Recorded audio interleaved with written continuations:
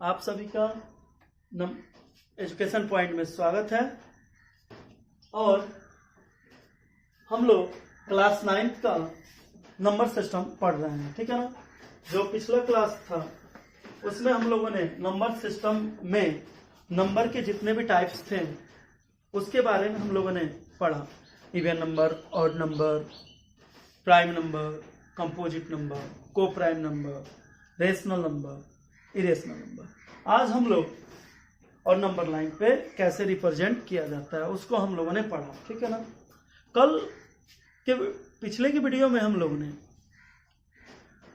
ने number line पे represent करने के लिए पढ़ा था।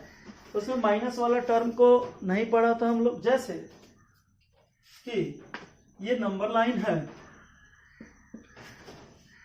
और आपको बोल दिया जाए इस नंबर लाइन पे -1/2 को कैसे रिप्रेजेंट करना है, रिप्रेजेंट कीजिए। तो आप लोग इसको कैसे रिप्रेजेंट करेंगे तो आपको पता है कि 0 से राइट साइड में पॉजिटिव वैल्यू होता है और लेफ्ट साइड में नेगेटिव वैल्यू होता है। तो इसे हम लोग जैसे ये 1 हो जाएगा, 2 हो जाएगा, ये +1 हो गया, +2 हो गया, ये +3 हो गया और लेफ्ट साइड में आएंगे -1, -2, -3 हो गया, ठीक है बच्चों। अब हम लोग को -1/2 को रिप्रेजेंट करना है नंबर लाइन। इसे रिप्रेजेंट करने के लिए हम लोग 0 से लेफ्ट हैंड साइड की तरफ चलेंगे और -1 और 0 को बाई में कितना दिया हुआ है, 2 दिया हुआ है। तो आपको पता है, कल ही बताया गया था, बाई मतलब फ्रैक्शन अगर 1/5 देता है तो क्या करते हैं, 5 इक्वल पार्ट्स में डिवाइड कर देते हैं। तो उसी तरह -1/2 है तो डिनोमिनेटर 2 है तो इसको 2 इक्वल पार्ट्स में बांटेंगे। तो यहाँ पे हम लोगों ने बांट लिया, बटा ना। तो ये 1 खंड हुआ, ये 2 खंड हुआ, 2 इक्वल पार्ट्स में बट गया। जो फर्स्ट मिलेगा यही आपका क्या मिल जाएगा, -1/2। तो इसी को हम लोग क्या दर्शा सकते हैं, -1/2, ठीक है ना। कोई दिक्कत है आप लोगों को? अगर हमसे पूछा जाता कि -1/5 को बांटिए तो हमें क्या करते जी, हम यही करते बच्चों कि ये -1 और 0 है, इसको 5 इक्वल पार्ट्स में बांट देते हैं। 1 2 3 4 1 2 3 4 5 इक्वल पार्ट्स में बट गया। अब ये जो फर्स्ट आएगा ये आएगा -1/5, ये आएगा -2/5, ये आएगा -3/5, ये आएगा -4/5। तो ये पहला ही जो होगा वही मेरा होगा -1/5। तो आप लोगों ने सीखा। अब हम लोग हम रेशनल नंबर को हम लोगों ने नंबर लाइन पर रिप्रेजेंट करने के लिए सीखा। अब हम लोग आगे नेक्स्ट देखेंगे कि इरेशनल नंबर जो होता है, रूट वाला नंबर जो होता है, √2, √3, √5, इसे हम लोग नंबर लाइन पे कैसे रिप्रेजेंट करेंगे, ठीक है बच्चों। चलिए, अब यदि आपको प्रश्न मिले कि √3 को नंबर लाइन पर रिप्रेजेंट कर दें, तो √3 को नंबर लाइन पर रिप्रेजेंट करने से पहले हम लोग एक बात को जानेंगे कि जो पाइथागोरस थे उन्होंने एक थ्योरम दिया था, अपना एक सिद्धांत दिया था जो हम लोग पढ़े हैं, ये जानते होंगे या नहीं जानते होंगे तो अब जान जाएंगे। उन्होंने बोला था कि जो 90 डिग्री बनता है, यदि 2 लाइन एक दूसरे पे परपेंडिकुलर हो, यदि 2 लाइन एक दूसरे को 90 डिग्री पर कट करते हो, ठीक है ना, और उन दोनों लाइन के जो अदर पॉइंट है उसे मिलाने के लिए मिलाता है, उस लाइन को हाइपोटेनस बोला जाता है। क्या बोला जाता है, हाइपोटेनस। और उन्होंने बोला था कि किसी भी राइट एंगल ट्रायंगल में जो सबसे लंबी भुजा होती है उसका स्क्वायर इक्वल होता है सम ऑफ स्मॉलेस्ट साइड के स्क्वायर के, ठीक है ना। तो यहाँ पे जो AC स्क्वायर होगा वो इक्वल होगा AB square plus BC square. कोई दिक्कत है आप लोगों को? नहीं ना। चलिए, इसी चीज का यूज यहाँ पे करना होगा। अगर हमें √3 को रिप्रेजेंट करना हो तो हम 3 को 2 ऐसे टुकड़े में बांटेंगे कि दोनों को स्क्वायर करने के ऐड करने पे √3 आ जाए। तो हम क्या कर सकते हैं, 1 और क्या ले सकते हैं बच्चों, √2 ले सकते हैं। तो √3 को रिप्रेजेंट करने से पहले हम लोग √2 को रिप्रेजेंट करें। किसको कर दे, √2। तो √2 को रिप्रेजेंट करने के लिए 1 का स्क्वायर प्लस 1 का स्क्वायर करना होगा ना। चलिए हम लोग देखें, एक नंबर लाइन बना लेंगे, ये 0 हो गया और इस साइड में मेरा क्या हो जाएगा बाबू, पॉजिटिव हो जाएगा, कुछ प्लस वाला है। तो ये 1 यूनिट हो गया। अब हमें 1 यूनिट इधर ले लिए, 1 यूनिट वर्टिकल साइड में लेना है। मालूम है हॉरिजॉन्टल और वर्टिकल होता है, 2 चीज। हम लोग बच्चों यहाँ पे 1 यूनिट ले लिया, ठीक है। अब हम लोग इसको A बोल दें और इसको B बोल दें और ये दोनों को ऐसे मिला दें, ये B हो गया मेरा, ठीक है। तो आपको पता है ये परपेंडिकुलर यहाँ पे बनाता है, ये 1 यूनिट है,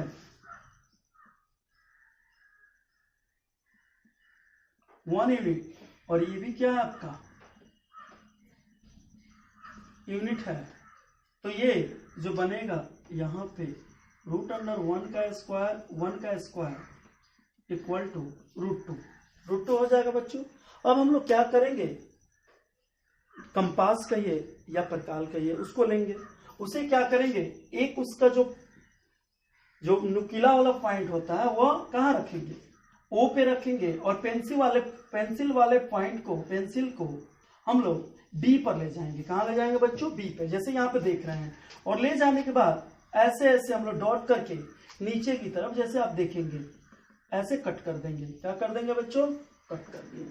तो जहां कट होगा वहीं आपका P होगा, और वहीं जो लेंथ होगा यहां से यहां तक, क्योंकि आपको पता है ये √2 है, यही लेंथ जो होगा आपका वो कितना होगा, यहां से यहां तक √2 होगा। कोई दिक्कत, ये तो 0 हो गया यूनिट, यहां से यहां तक क्या होगा बच्चों, ये √2 होगा, और आपको यहीं पे आपको क्या मिलेगा, यहीं पे आपको √2 मिलेगा। इस तरह आप लोग इसे नंबर लाइन पे क्या कर सकते हैं, रिप्रेजेंट कर सकते हैं, ठीक है ना। अब जब √2 मिल जाएगा लेंथ आपको, तो √3 भी आसानी से कर सकते हैं। कैसे कर सकते हैं देखेंगे। अब √2 तो हमें मिल गया, यहाँ पे मिल गया। अब हम लोग करेंगे क्या, यहां से यहां तक का डिस्टेंस हमको √2 यूनिट मिल गया। अब हम लोग यहीं पे एक परपेंडिकुलर वर्टिकल लाइन खींचेंगे और उसको 1 यूनिट काट देंगे बच्चों। तो यहाँ पे तो ये √2 मिल गया और ये कितना मिल गया, 1 यूनिट हो गया। अब देखिए, अब फिर इसके डिस्टेंस जो होगा वह √2 का स्क्वायर 2 हो जाएगा, और 1 का स्क्वायर 1 इक्वल टू √3। अब हम लोग क्या करेंगे बच्चों, फिर उसी तरह जिस तरह पहले हम लोग √2 को रिप्रेजेंट किए थे, फिर प्रकार लेंगे, एक नुकीला वाला पॉइंट O यहाँ पे रखेंगे और A पर रख के इसे फिर क्या कर देंगे, कट कर देंगे। जहां कटेगा वहीं पे फिर आपको क्या मिल जाएगा, √3 मिल जाएगा। कोई दिक्कत इसमें। फिर एक और एग्जांपल हम लोग लेते हैं √5 का। किसका लेते हैं, √5 का। तो देखिए कितना इजी है। फिर नंबर लाइन बनाते हैं, और 5 को हम जानते हैं कि 2 के स्क्वायर और 1 के स्क्वायर के रूप में लिखेंगे तो 5 आ जाएगा ना। चलिए, तो उसी तरह हम इसको क्या करेंगे, बनाएंगे। ये 1 यूनिट हुआ, और यहाँ पे बच्चों 2 यूनिट हुआ, और हम यहाँ पे वर्टिकल लाइन फिर लेंगे परपेंडिकुलर, यहाँ पे 1 यूनिट ले लेंगे, और इसको जो ही ऐसे मिलाएंगे तो यहाँ से यहाँ तक तो 2 यूनिट हो गया, और ये हो गया आपका 1 यूनिट। अब बच्चों इसका जो वैल्यू आएगा वो कितना आएगा, 2 का स्क्वायर प्लस 1 का स्क्वायर इक्वल टू √5 आ जाएगा ना। अब हम लोग क्या करेंगे, फिर वही प्रोसेस है, न्यूक्लियर वाला पॉइंट को O पे रखेंगे और A पर कैसे कट मार देंगे। तो जब भी ये कट मारेंगे यहाँ पे आएगा और यहीं पे √5 हो जाएगा। तो आप लोगों ने क्या सीखा कि इरेशनल नंबर को भी हम लोग नंबर लाइन पे ऐसे रिप्रेजेंट किया जाता है, ठीक है। अब हम लोग नेक्स्ट पढ़ेंगे अपने 9th क्लास के ही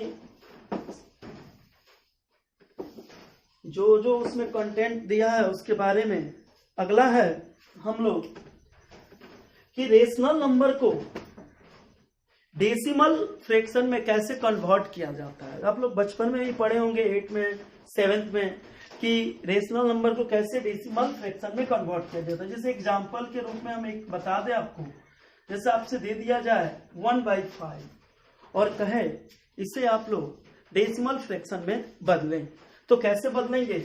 नॉर्मल है, डिवाइड करेंगे, डिवाइड करके बदलेंगे। तो हम लोग कैसे डिवाइड करेंगे? 5 1, ठीक है। तो यहाँ पे 1 क्या है? 5 से छोटा आपको पता होना चाहिए। इसे डिवाइजर कहा जाता है, इसे क्वोशिएंट कहा जाता है, और जो नीचे आता है उसे क्या कहते हैं? रिमाइंडर। और जिसमें डिवाइड किया जाता है वो डिवाइडेंड कहलाता है। क्या कहलाता है बच्चों? डिवाइडेंड। तो ये डिवाइडेंड जो है वो डिवाइजर से क्या है? छोटा है। तो छोटा है तो डिवाइड तो होगा नहीं। तो हम लोग यहाँ पे एक पॉइंट ले लेंगे। क्या ले लेंगे? पॉइंट। जे भी पॉइंट लेंगे यहाँ पे क्या आ जाएगा? एक 0 आ जाएगा। भाग तो आता है। तो 5 2 जा 10 कट गया ना। तो हम लोगों ने 1/5 को जो डेसिमल में कन्वर्ट किया तो 0 पॉइंट क्या मिला? 2 मिला। वैसा ही हम लोग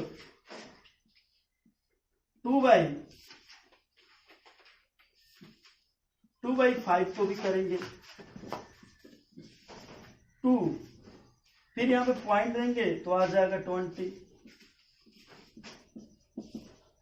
इसका आ गया बाबू 0.4। फिर नेक्स्ट हम लोग देखते हैं, यदि हमें 1/3 को डिवाइड करने के लिए दे दिया जाए, 3 3 जा 9, फिर पॉइंट से एक 0 आ जाएगा। 3 3 जा 9, फिर पॉइंट से एक 0 आ जाएगा। तो देख रहे हैं हम लोग ये जो नंबर है ये कट नहीं रहा है, मतलब पॉइंट में जाने के बाद भी ये 1 रिमाइंडर आता ही जा रहा है। तो अब देखें, यहाँ पे देखें कि हम पॉइंट के आफ्टर 1 डिजिट ये पूरा पूरा कट गया, यहाँ पे भी कट गया और यहाँ पे कट ही नहीं रहा है।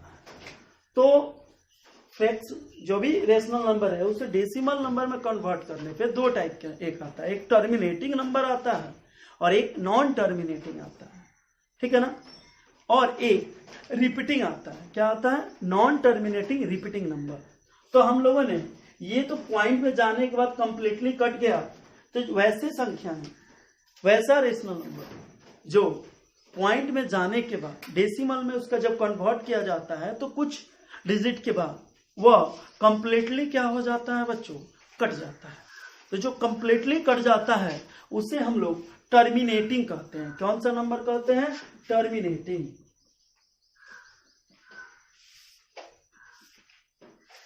Terminating number. कौन सा नंबर कहते हैं बच्चों? Terminating number. और जो नहीं कटता है उसे नॉन टर्मिनेटिंग नंबर कहते हैं। कौन सा नंबर कहा जाता है उसे? Non terminating. बस इसमें नॉन लग जाता है, समझ में आया। और रिपीटिंग नंबर होता है। रिपीटिंग नंबर जो बार बार रिपीट करता है, जैसे यहाँ पे ये नंबर क्या कर रहा है? बार बार रिपीट कर रहा है। तो इसको हम लोग क्या लिखेंगे? बार बार रिपीट तो डिवाइड तो नहीं करेंगे, इसका एक शॉर्ट फॉर्म होता है। तो वो क्या लिखते हैं हम लोग? 0 पॉइंट तो देंगे और ये 3 बार बार रिपीट हो रहा है तो इस पर एक रेकड़ी दे देते हैं। क्या दे देते हैं बच्चों? रेकड़ी। तो इसका जो डेसिमल फ्रैक्शन हम लोग किया तो नॉन टर्मिनेटिंग था और ये रिपीटिंग था। क्या था? रिपीटिंग था। तो इसको हम लोग इस रूप में लिख देते हैं। क्या करते हैं? इस रूप में 0.3 पर ऊपर एक रेकड़ी देते हैं जिसे बार कहा जाता है। क्या कहता है? बार कहा जाता है, ठीक है। अब हम लोगों ने ये भी सीख लिया टर्मिनेटिंग कौन सा नंबर होगा और नॉन टर्मिनेटिंग कौन सा नंबर होगा, ठीक है ना। तो डिवाइड देने पे जो दशमलव में कुछ अंक के जाने के बाद पूरा पूरा कट जाता है तो उसे हम लोग क्या कहते हैं बच्चों? टर्मिनेटिंग। और जो कंप्लीटली नहीं कटता है उसे हम लोग कहते हैं नॉन टर्मिनेटिंग, ठीक है ना। चलिए अब हम लोग सिंपल बिना भाग दिए, कभी कभी क्वेश्चन आपसे ये भी पूछा जा सकता है कि विदाउट एक्चुअल डिवीजन, बिना भाग दिए हुए आपको बताना है कि ये जो फ्रैक्शन दिया गया है ये आपका टर्मिनेटिंग है कि नॉन टर्मिनेटिंग है। तो देखेंगे कैसे हम लोग बताएंगे। जैसे कोई नंबर अगर दे दिया हो यहाँ पे बाबू 2/50, तो इसको कैसे आप बताएंगे कि टर्मिनेटिंग है कि नॉन टर्मिनेटिंग? डिवाइड तो करना नहीं है, प्रश्न में बोल नहीं रहा है। तो आप क्या करेंगे? आपको पता है एक न्यूमरेटर होता है, क्या होता है? डिनोमिनेटर होता है। तो जो भी डिनोमिनेटर है उसका हम फैक्टराइज कर देंगे। क्या कर देंगे बाबू? फैक्टराइज। यहाँ पे 15 है तो 15 का हम लोग फैक्टराइज कर देंगे। 3 5 जा 15। तो हम लोगों ने 15 का फैक्टराइज किया तो 3 आया और क्या आया? 5 आया। आया ना जी? तो यदि किसी डिनोमिनेटर का फैक्टराइज 2 एंड ओनली 5, 2 और केवल 5 आए, केवल 2 आए, केवल 5 आए, या केवल और 2 और 5 आए, तो उसे हम लोग क्या कहेंगे बाबू? टर्मिनेटिंग। यदि 2 और 5 या 2 या 5 के अलावा दूसरा कुछ भी आता है, जैसे 3 आ जाए फैक्टर करने पे या 7 आ जाए, तो उसे हम लोग कह देंगे नॉन टर्मिनेटिंग। जैसे एग्जांपल पे हम लोग जैसे यहाँ पे देखेंगे, अगर यहाँ पे ये आता 3/16, इसको बताना है कि ये टर्मिनेटिंग है कि नॉन टर्मिनेटिंग। तो डिनोमिनेटर 16 है, हम लोग 16 का फैक्टराइज करते हैं।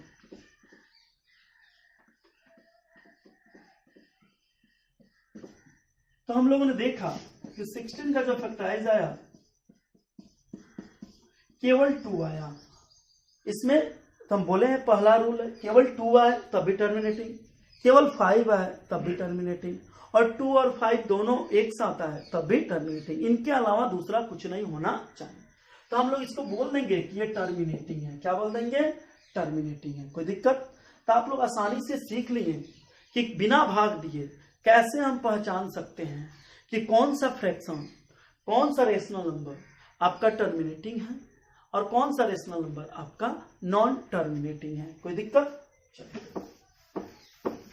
एक प्रश्न आता है जो आपकी बुक में भी दिया है कि जो रिपीटिंग नंबर होता है उसको सिंपलेस्ट फ्रैक्शन में कन्वर्ट करने के लिए क्वेश्चन पूछता है। जैसे आपसे पूछा जा सकता है 1.5 पे डिग्री है, 1.5 पर ये क्या है? डिग्री है।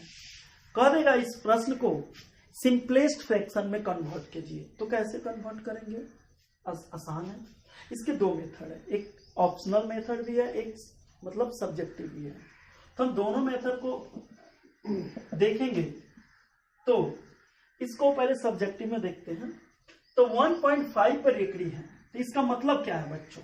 आपको पता है ये कब दिया जाता है? जब कोई नंबर बार बार आता है, मतलब उसका अंत होने वाला नहीं है। तो इसका मतलब तभी ना, ये कब आया होगा? जब 1 5 5 5, मतलब ये आता ही रहा होगा, ये रुकता नहीं होगा, तभी ना ये। इसको शॉर्ट फॉर्म में लिखने के लिए हम लोग लिख दिए हैं, ठीक है ना? तो वैसा ही ये।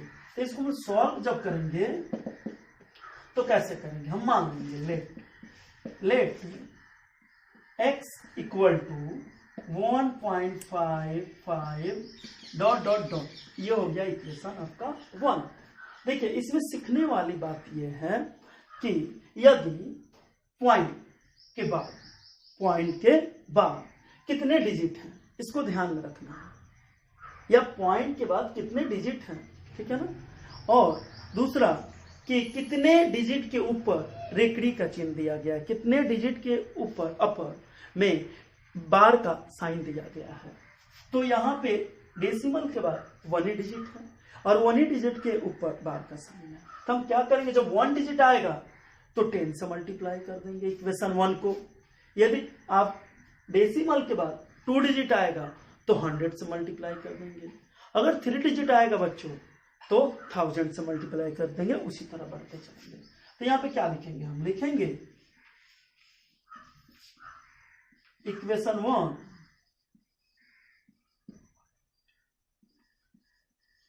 Multiply by 10। इक्वेशन 1 को हम लोग किससे मल्टीप्लाई कर देंगे? 10 से।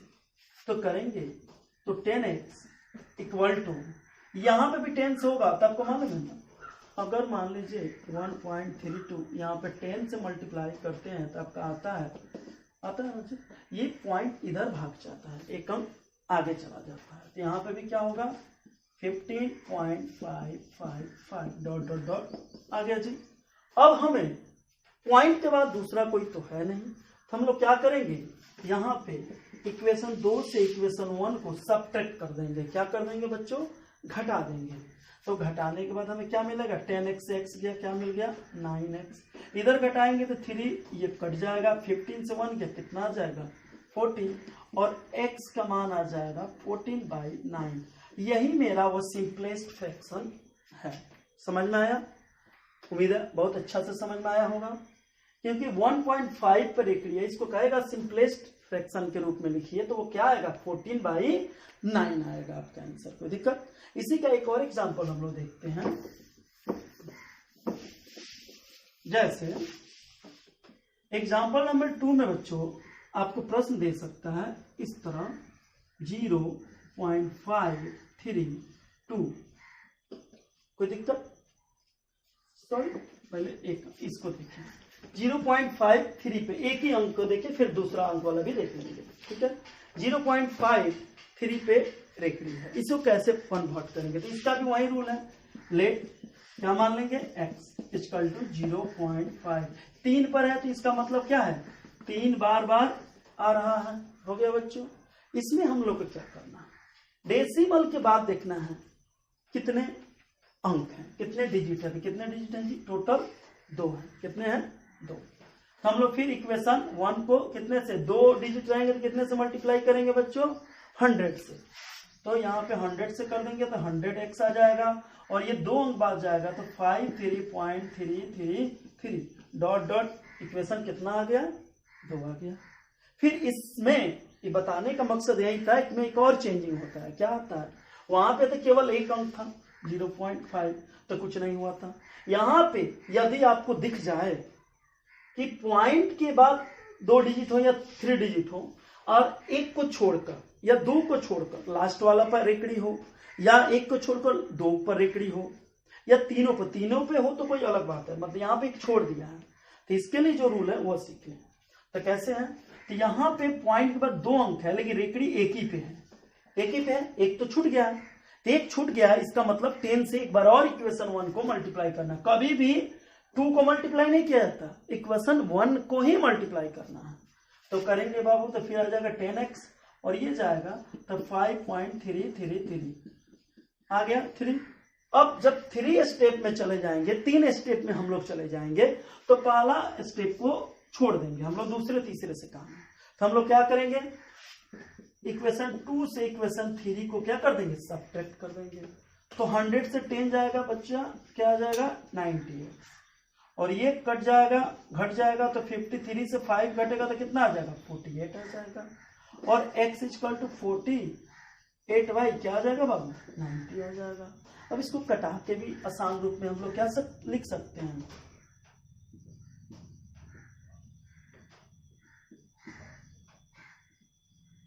तो सिंपल रूप क्या आ गया 8/15 आ गया। कि नहीं आ गया? कितना आसान है। चलिए एक और, जैसे यहाँ पे एक चीज ये दोनों पे रहता तब कैसे करते हैं, तो इसको भी वही रूल है, लेट x इक्वल टू, ये दोनों पे है, इसका मतलब ये दोनों रिपीट कर रहा है, इसका मतलब क्या है दोनों रिपीट कर रहा है। आ गया इक्वेशन 1। अब यहाँ पे पॉइंट के बाद 2 ही डिजिट है और दोनों पर रेखड़ी है, तो हम फिर डायरेक्ट क्या कर देंगे, 2 अंक है तो 100 से मल्टीप्लाई कर देंगे।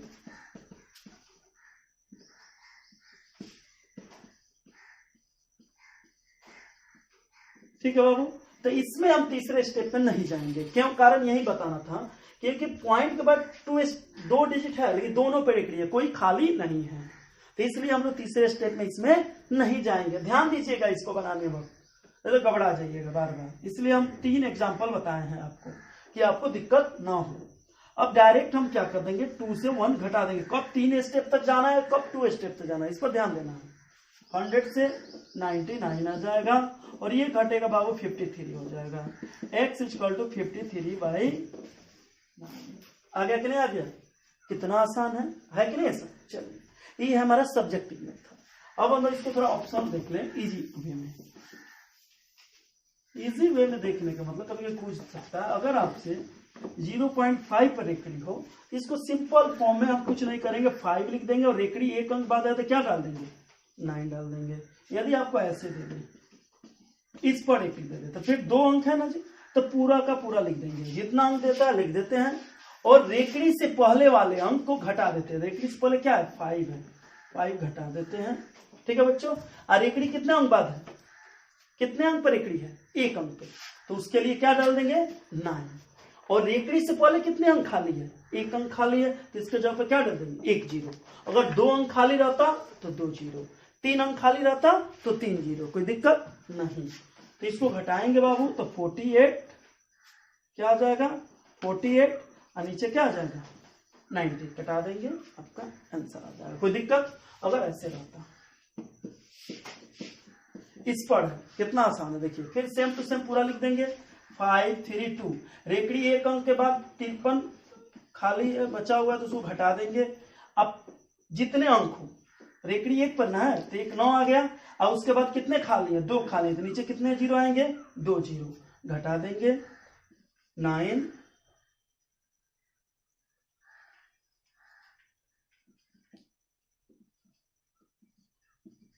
ठीक है बच्चों, खत्म। चलिए हम लोगों ने इसको भी सीख लिया। अब हम लोग नेक्स्ट टॉपिक पे चलते हैं।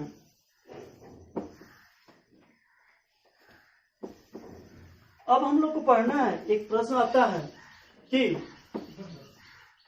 जो गिवन रेशनल नंबर होता है कह देगा कि 1 और 2 के बीच में 1 रेशनल नंबर निकालें, उसको कैसे आप निकालिएगा ये सीख लें। जैसे आपसे पूछा जा सकता है find the rational number, find the rational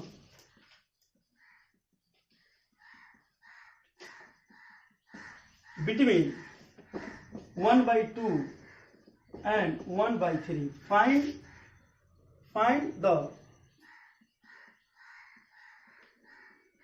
Find the 3 rational number between 1/2 and 1/3.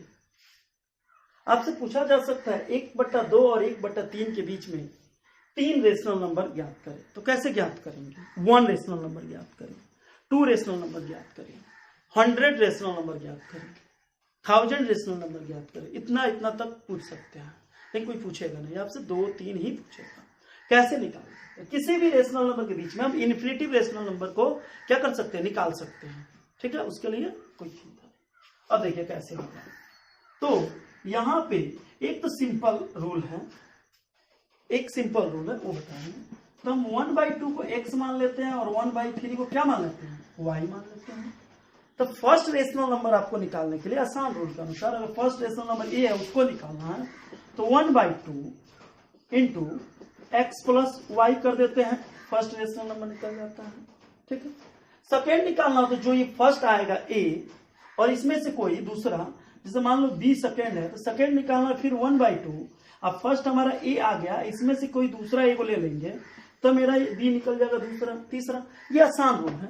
ठीक है, लेकिन इस रूल से भी निकाल सकते हैं। और दूसरा जो रूल है इसमें हरदम डिवाइड करना, अगर फ्रैक्शन में आता है तो फ्रैक्शन में फिर ऐड करना होगा, जोड़ना होगा, थोड़ा सा लेंथी लगेगा आपको। इसलिए एक और आसान रूल है, वो क्या है कि 1/2 एंड 1/3 दिया हुआ। हम देखेंगे इसमें कि इसका डिनोमिनेटर 2 है और इसका डिनोमिनेटर 3 है, मतलब दोनों ये इक्वल नहीं है। पहले इसके हम लोग क्या कर देंगे डिनोमिनेटर सेम करेंगे, दोनों का क्या करेंगे बच्चों डिनोमिनेटर सेम करेंगे। तब तो पढ़े होंगे पहले 7th में ही से स्टार्ट हो जाता है कि कैसे डिनोमिनेटर को सेम किया जाता है। तो क्या करते हैं फर्स्ट का डिनोमिनेटर और सेकेंड का डिनोमिनेटर का एलसीएम ले लेते हैं। क्या ले लेते हैं बच्चों एलसीएम। तो 2 और 3 का जेब ही हम एलसीएम लेंगे तो हमको मिलेगा 6। क्या मिलेगा बच्चों 6। अब 1/2 है और 2 से 6 में डिवाइड करते हैं तो 3 आता है, तो 3 से ऊपर मल्टीप्लाई नीचे मल्टीप्लाई, फिर 1/3 है 2 आता है, इधर भी 1/6 और इधर भी 1/6 आ गया ना। अब तो कोई दिक्कत नहीं है, सॉरी हाँ यहाँ पे थोड़ा गड़बड़ा गया। इधर बाबू हम लोग का हो जाएगा 3/6 और 2 1 जा ये हो जाएगा 2/6, कोई दिक्कत नहीं है। अब हम लोग को इसमें कितने रेशनल नंबर निकालने हैं 3। जब भी जितना पूछे आपसे बच्चों, अगर 4 पूछे तो एक अपने मन से ऐड कर देंगे तो कितना हो जाएगा 5। अगर 100 पूछे तो एक ऐड कर देंगे 101। अगर आपसे 8 पूछे तो 1 जोड़ देंगे कितना हो जाएगा 9। तो इस तरह यहाँ पे आपसे पूछ रहा है 3, हम 1 ऐड करके 4 से ऊपर मल्टीप्लाई नीचे। सीख रहे हैं ना, एकदम अच्छे से सीखिए। 4 3 जा 12, 6 4 जा 24, 4 2 जा 8, 6 4 जा 24। देखो तो कितना आसान है, आसान हो गया कि नहीं एकदम। अब दोनों के बीच में कितना निकालना था बच्चों, कितना निकालना था आप लोग को, 3 निकालना था। देखिए 8 पहला जो होगा वो आपको मिल जाएगा 9/24, दूसरा जो होगा वो आपको मिल जाएगा 10/24, और तीसरा जो होगा वो मिल जाएगा 11/24।